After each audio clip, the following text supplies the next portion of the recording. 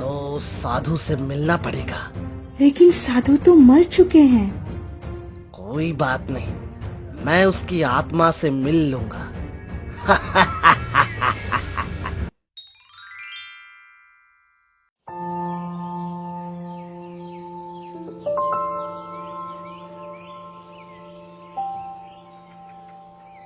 त्रिशा बेटा, तुम क्या सोच रही हो? कुछ नहीं माँ, मेरा दिल नहीं लग रहा बिना सुहानी बहन के। अब हम क्या कर सकते हैं? मुझे भी दुख है। अगर रूहानी तेरी बहन है तो वो मेरी भी बेटी है। हाँ माँ, मैं राजमहल जाकर रूहानी से मिलकर आना चाहती हूँ। कोई बात नहीं, जा, लेकिन जल्दी घर लौट आना। त्रिशा परी महल की ओर निकलती है और राजमहल पहुंच जाती है। महाराज, मैं अपनी बहन से मिलने आई हूँ। हाँ बिल्कुल बेटा, मिल लो अपनी बहन से। त्रिशा परी रूहानी परी की बनी पत्थर की मूर्ति के पास जाती है। बहन, मेरा दिल नहीं लगता तेरे बिना। मैं क्या करूं? मैं तेरे लिए ही जी रही हूँ। काश तू वापस आ जाए। तू चिंता मत कर, मैं पूरी कोशिश करूंगी तुझे फिर से अपने असली रूप में लाने की। बेटा तुम उदास मत हो, मुझे भी बहुत दुख है, लेकिन हम कुछ नहीं कर सकते। नहीं महाराज, कुछ न कुछ मैं करके रहूंगी, चाहे मुझे कुछ भी करना पड़े। त्रिशा परी वापस लौटने लगती है। ये परी कहीं कोई गलत कदम ना उठा ले। जाते हुए त्रिशा परी की नजर एक चिराग पर पड़ती है। ओह, ये मुझे कोई खास चिराग लग रहा है। मुझे जाकर देखना चाहिए। त्रिशा परी नीचे जाती है और चिराग उठाती है। चिराग से एक जिन बाहर निकलता है।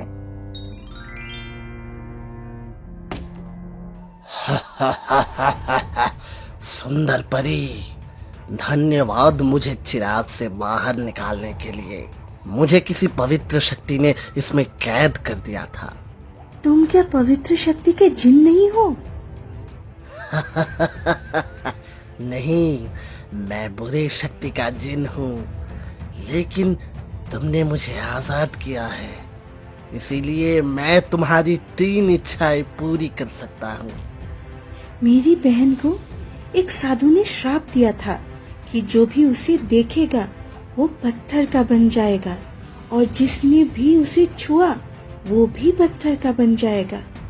मेरी बहन को राजकुमार ने छू लिया था। त्रिशा परी सारी बात जिन को बता देती है। तो साधु से मिलना पड़ेगा, उसे अपना श्राप वापस लेना होगा। लेकिन साधु तो मर चुके हैं। कोई बात नहीं, मैं उसकी आत्मा से मिल लूंगा। अगर मेरी बहन को फिर से पहले जैसे बना दोगे तो तुम जो मांगोगे वो मैं दूंगी, लेकिन मेरी बहन को परीलोक सही सलामत वापस लाना ही होगा। ठीक है परी, मैं तुम्हारी बहन को परलोक पहुंचा दूंगा। ठीक है, अब मैं जा रही हूँ।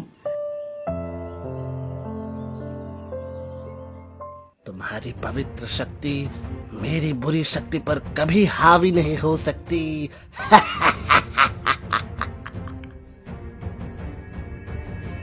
राजा जी, आप क्या सोच रहे हैं? कुछ नहीं मंत्री जी, जब भी राजकुमार और रूहानी परी की पत्थर की मूर्तियां देखता हूँ तो आंखों में आंसू आ जाते हैं। हाँ राजा जी, लेकिन हम क्या कर सकते हैं? उधर जिन कब्रिस्तान में उस साधु को ढूंढ रहा होता है।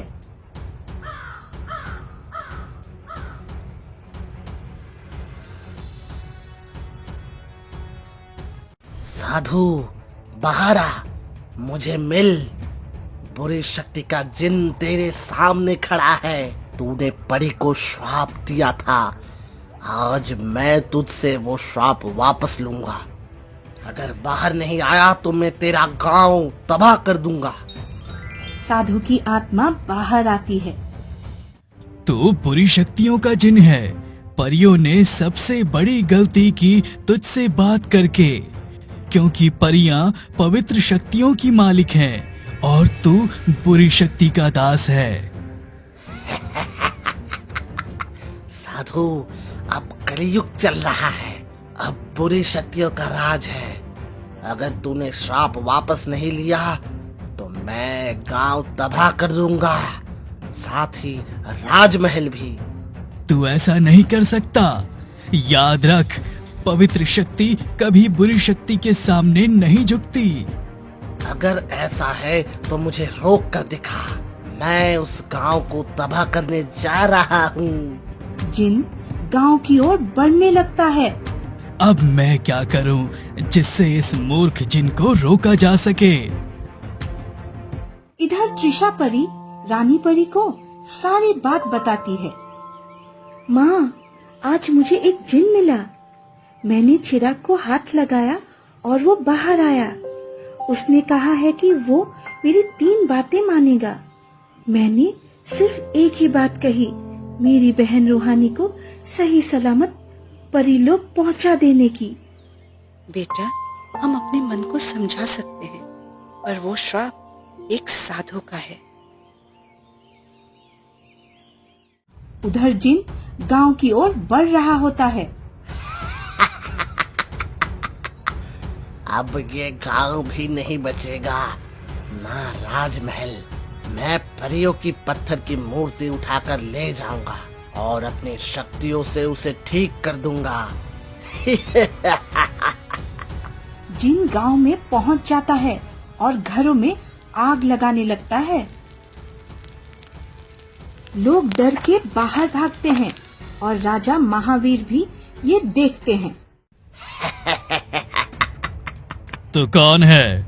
हमारे गांव को आग क्यों लगा रहा है?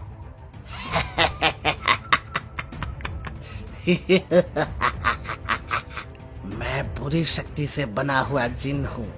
मुझे परी की पत्थर की मूर्ति चाहिए। अगर नहीं दी तो मैं पूरे गांव को जला दूंगा। ठीक है, लेकिन हमारे गांव को कोई नुकसान नहीं होना चाहिए। मूर्ति तुम ले जा सकते हो। नहीं, मूर्ति यहीं रहेगी। मैं अपनी शक्तियों से उसे असली परी बनाकर परीलोक ले जाऊंगा। राजा जिन को परी और राजकुमार की मूर्तियों के पास लेके जाता है। जिन उसे असली रूप में लाने की बहुत कोशिश करता है, लेकिन उसकी शक्तियों का कोई भी असर नहीं होता। मुझे उस साधु को लाना पड़ेगा, वही परी को पहले जैसा कर सकता है। जिन साधु की ओर निकलता है। उधर सुबह हो जाती है। रानी परी और त्रिशा परी गहरी सोच में होती है। बेटी, चिंता मत कर। अगर हमारे कर्म अच्छे होंगे तो वो जरूर आएगी।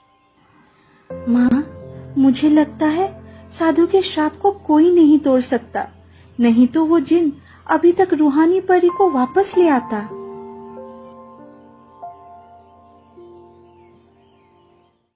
उधर राजा महावीर बहुत चिंता में होते हैं। मंत्री जी, अगर वो जिन परी की मूर्ति को ले गया तो हम लोगों को क्या जवाब देंगे?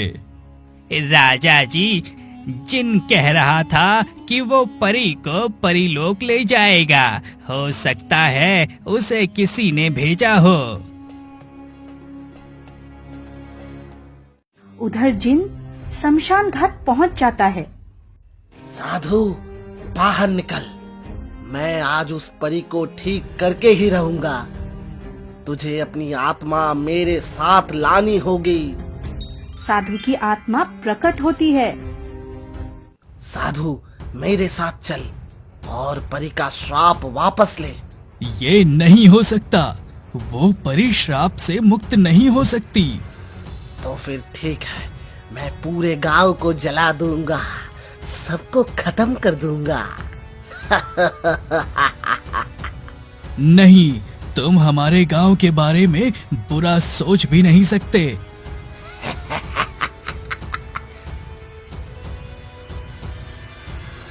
जिन फिर गांव की ओर बढ़ता है। उधर रानी परी सोच में डूबी होती है। माँ, क्या हुआ? आप उदास क्यों हो? कुछ नहीं बेटी, आज मन कर रहा है कि रूहानी से मिलूं। माँ, इसमें सोचने की क्या बात है? चलो मिल लेते हैं। पर राजा महावीर को बुरा न लगे कि हम बिना बताए धरती पर आ गए। नहीं माँ, महाराज बहुत अच्छे इंसान हैं। रानी परी और त्रिशा परी धरती की ओर चल पड़ती है। उधर जिन अपनी बुरी शक्तियों से गांव को तबाह करने लगता है। गांव वालों, आज तुम उस साधु की वजह से मरोगे। अगर उसने श्राप वापस ले लिया होता। जिन, तुम हमारे गांव का कुछ नहीं बिगाड़ सकते। इस गांव में सच्ची आत्माओं ने जन्म लिया है। तुम एक शैतानी शक्ति से बने जिन हो। अब सतयुग नहीं है, अब कलयुग चल रहा है। कलयुग के राजा हम हैं। उधर साधु की आत्मा चिंता में थी। वो मूर्ख जिन सच में गांव को नुकसान न पहुंचा दे। मुझे कुछ करना होगा। साधु शमशान घाट की ओर मुंह करते बोलते हैं। कोई सच्ची शक्ति का अवतार आए जो इस बुरी शक्ति को नष्ट कर सके। एक औरत की आत्मा प्रकट होती है। जी साधु जी, बताइए, मैं एक अच्छी शक्ति हूँ। मैं बुरी शक्ति को हरा सकती हूँ। जाओ, राजा महावीर के गांव में एक बुरी शक्ति का बना जिन्न है जो पूरे गांव को नष्ट करना चाहता है। ठीक है, मैं उस बुरी शक्ति का नाश कर दूंगी। औरत गांव की ओर बढ़ती है।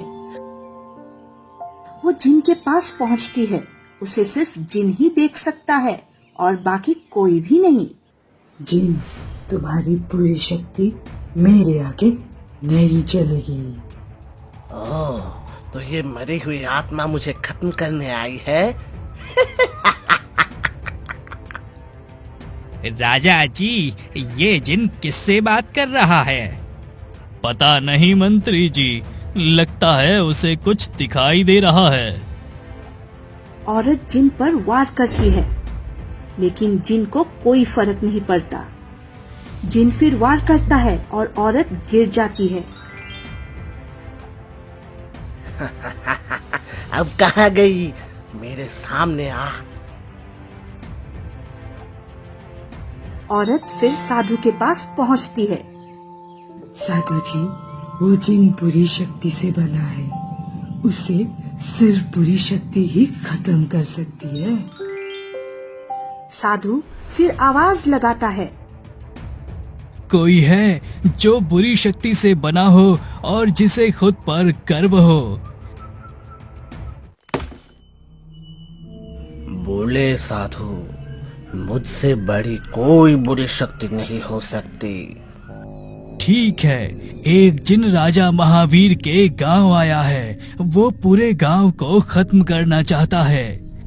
ठीक है साधु, मैं उसे अपने कदमों में झुका कर लाऊंगा। दूसरा जिन उसके पहले वाले जिन की ओर बढ़ता है।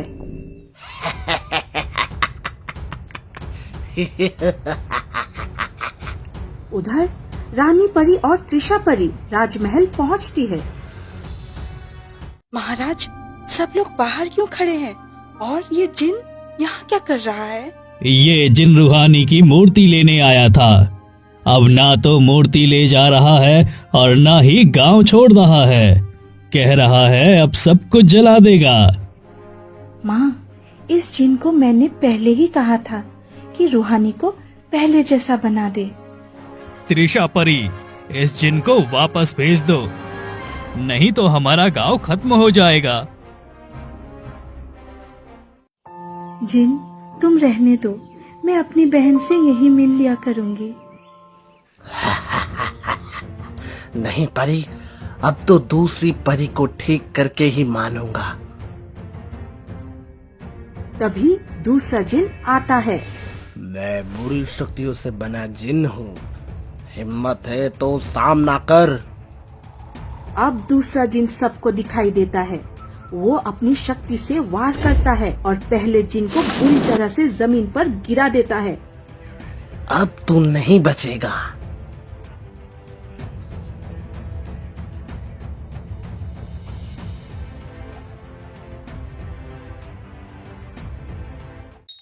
तभी साधु की आत्मा प्रकट होती है। राजा विक्रम, मैं परी का श्राप वापस लेता हूँ, लेकिन राजकुमार का नहीं। उसने मेरी गर्दन तलवार से काटी थी, उसका श्राप मैं वापस नहीं लूंगा। साधु अंदर जाता है और रूहानी परी के सिर पर हाथ रखता है। रूहानी परी अपनी असली रूप में आ जाती है। रूहानी, मेरी बहन, तुम फिर से पहले जैसी हो गई। रानी परी की भी आंखों से आंसू निकल आते हैं। राजा जी, बाहर दोनों जिन में लड़ाई चल रही है, गांव के बारे में कुछ सोचिए। मैं उस चिराग को वापस ले आती हूँ, अब वो फिर से उसमें कैद हो सकता है। त्रिशा परी चिराग लेने जाती है।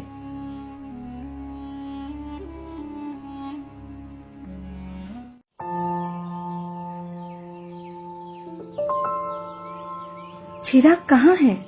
मुझे दिखाई नहीं दे रहा है। कहाँ है चिराग? ओह, वहाँ है चिराग। त्रिशा परी चिराग लेकर राजमहल की ओर जाती है। राजमहल पहुंचकर वो चिराग को थोड़ा रगड़ती है। जिन चिराग के अंदर चला जाता है। परी, मुझे बाहर निकालो। मैंने तुम्हारी बहन के लिए इतना कुछ किया और तुमने मुझे फिर चिराग में बंद कर दिया। साधु और जिन शांत होकर शमशान घाट चले जाते हैं। मुझे बहुत खुशी हो रही है कि मेरी बेटी फिर से हमारे पास आ गई। माँ, रुको, मैं अभी आती हूँ। रूहानी परी राजमहल के अंदर जाती है और राजकुमार की मूर्ति को देखती है। तुमसे जंगल में मिलना, हमारे राक्षस से जान बचाना, फिर मेरा चेहरा देखना, मेरे कारण साधु की गर्दन काट देना। लेकिन राजकुमार, मैंने तुम्हें समझा ही नहीं, तुम मुझसे इतना प्रेम करते थे। रूहानी परी महल से बाहर आ जाती है। महाराज, हमें आज्ञा दीजिए, हम परीलोक लौटना चाहते हैं। हाँ ठीक है परियों। त्रिशा परी, रानी परी और रूहानी परी खुशी खुशी परीलोक जाने लगती है। त्रिशा परी जाते जाते चिराग को फेंक देती है।